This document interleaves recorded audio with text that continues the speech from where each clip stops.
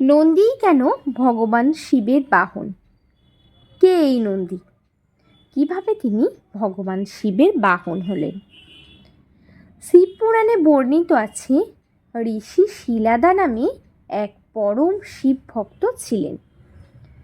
ঋষি শিলাদের কোনো সন্তান ছিল না, তাই তিনি মহাদেবের কঠোর তপস্যা করেন। ঋষি শিলাদের তপস্যায় প্রসন্ন হয়ে ভগবান শিব তাকে বরদান চাইতে বলেন। তখন শিলাদ ভগবান শিবকে পুত্ররূপে কামনা করেন।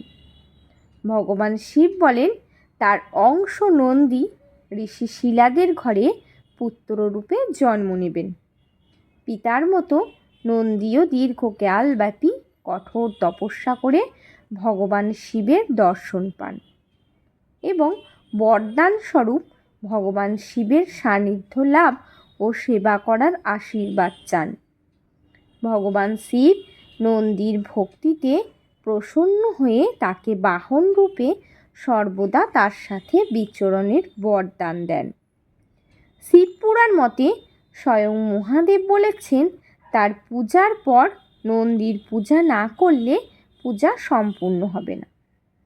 মান্যতা আছে, ভগবান শিব নন্দীকে ভক্তের মনোবাঞ্ছা শোনারও বরদান দেন।